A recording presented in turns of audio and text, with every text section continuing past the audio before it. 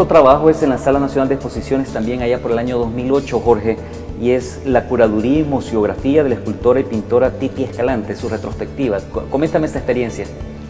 A ver, fue muy interesante porque te toca trabajar con todo tipo de artistas, desde personas que están súper entrenadas a promoverse y a platicar sobre su obra, pero un artista como Titi que hace todo, digamos, de una manera bastante espontánea, sin pensarla, no está acostumbrada a hablar sobre su obra. O sea que fue interesante tratar de sacarle todo eso poco a poco para poder ordenar una exhibición que quedó muy linda en la sala, porque pusimos todas las esculturas en el suelo y todas las pinturas atrás en las paredes, y se creaba casi una cosa como una instalación de figuras sobre fondos naturales, ¿verdad? Pero fue linda esa exhibición, quedó preciosa.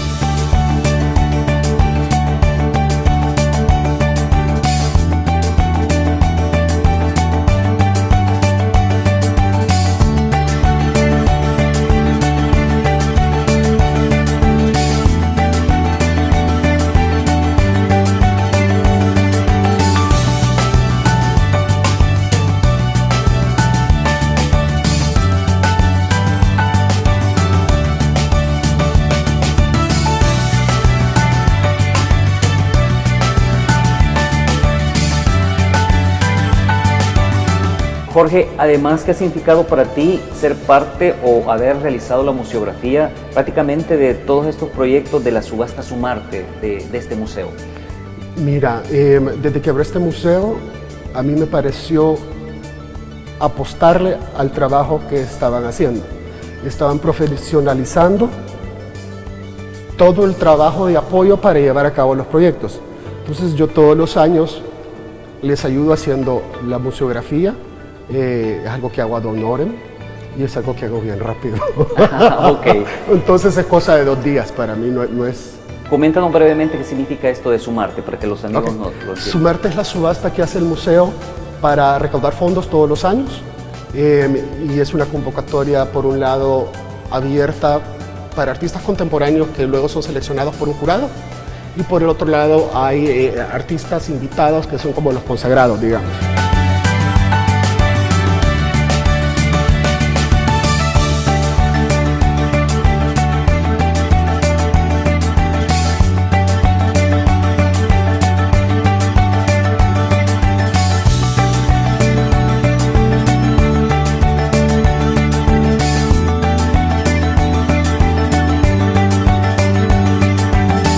Ahora quiero que me comentes sobre este trabajo también en la Sala Nacional de Exposiciones en el año 2010 sobre la retrospectiva de Nicole Schwartz. Se llamaba Expresión y Abstracción. Ese proyecto fue difícil porque se tuvo que armar en un mes. Y a mí me gusta trabajar ya en una retrospectiva bien hecha, con 1 año de anticipo, para darme tiempo de pensar sobre la obra que estoy viendo, para poder contextualizarla en un texto más largo, bien pensado, pero con la Nicole no había tiempo porque le dieron el espacio, tuvo que encontrar curador de la nada, le dijeron, mira, date con aquel, y en cosa de un mes armamos esa exhibición, y en medio de ese mes su hija tuvo un accidente y pasamos 2 semanas o semana y media en donde nadie estaba disponible. O sea que ese sí fue uno de esos proyectos que se sacó casi de la manga. Sí, un saludo a Nicole Schwartz. Además, yo recuerdo esta retrospectiva que fue un éxito. Llevó mucha gente a verla a la Sala Nacional. Y costaba convencerla de que metiéramos menos cuadros para darle espacio a cada cuadro en la pared, para tratar de meter obras grandotas y que impactaran, pero creo que al final eso trabajó muy bien, porque parte digamos, del estilo del colgar aquí las exhibiciones es ese gusto un poco barroco de tratar de tapizar las paredes con cuadros. Y eso puede ser un poco abrumador para el público.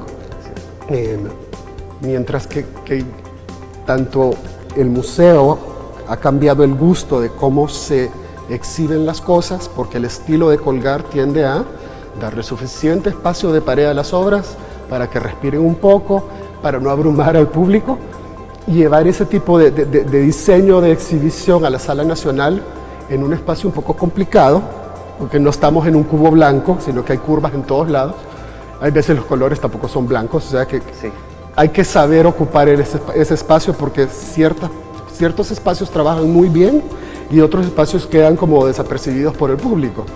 Pero sí, la exhibición de Nicole quedó tan linda porque la convencimos en eran nada más 37 cuadros, que para ella, después de 40 años de estar pintando, era como no es posible, ¿verdad? Pero fue un éxito, y la maestra de la abstracción. Limpia, cabal. Quedó limpia, exacto.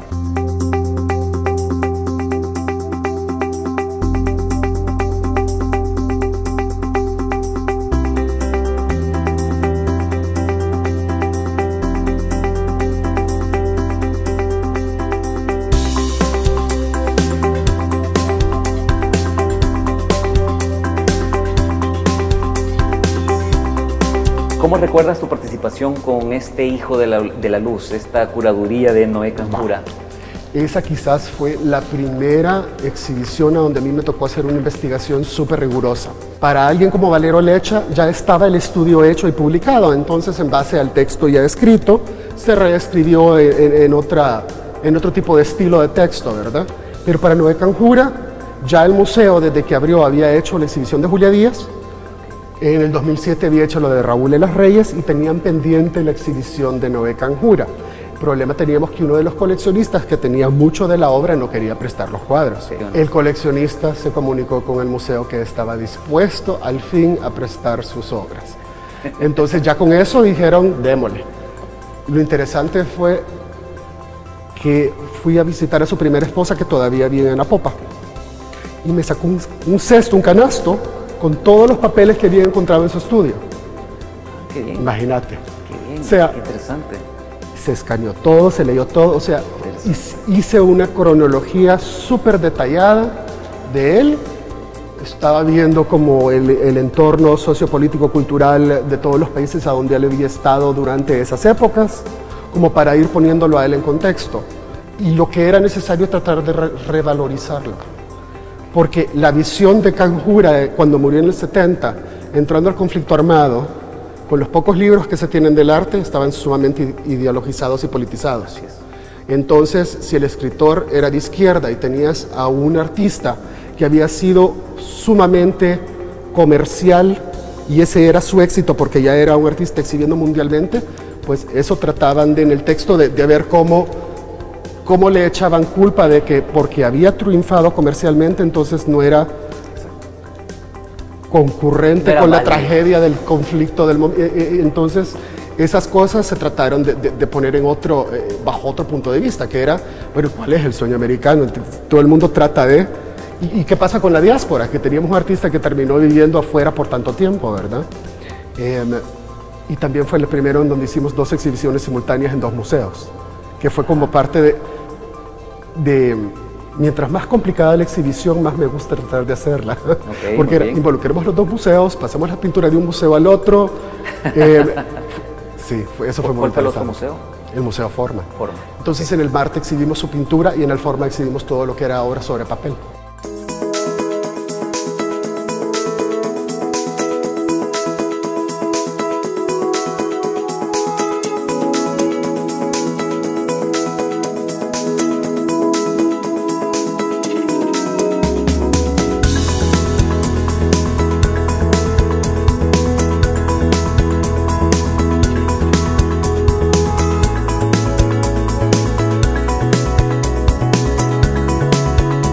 Además, para el año 2012 le entregan al maestro Carlos Cañas el Premio Nacional de Cultura, donde tú sos jurado, ¿no? Sí. De este premio. Y posteriormente, o en ese marco, también le hacen una retrospectiva de la cual tú participas. Coméntanos todo este ambiente. A ver, fue muy interesante porque nos conformaron un jurado, era casi escogido para que el premio fuera dado a esa persona. De la lista de aspirantes al premio, en realidad 2 eran serios, los demás eran todavía un poco jóvenes como para calificar para un premio nacional de cultura. Entonces, los 2 museos decidieron postular a don Carlos. Y fue así. Todo el jurado estaba de acuerdo porque se lo merecía, es alguien que ya estaba en sus últimos años, ¿verdad? Y nadie dudaba de la calidad de su obra. Entonces fue una decisión que se tomó en 5 minutos. Y ya cuando le informamos a la secretaria le dije, mira, yo te regalo la curaduría de esa exhibición. Yo siempre había querido hacer una exhibición de pintura de Carlos Cañas, porque la obra era espectacular y siempre la había pensado aquí en el museo. Así es. Entonces, mentalmente yo seleccionaría de esta etapa, de este cuadro, tal y tal, y don Carlos no iba a poder pagar una curaduría de ese tipo, pero yo feliz, porque para mí esa era la experiencia de hacer una exhibición que iba a quedar excelente, porque mira, cuando trabajas con un artista que tiene un gran talento, la exhibición se ve bien, aunque tú te confundas como curador, la exhibición queda espectacular. Exacto. Pero entonces era pan comido. Okay. Así de fácil.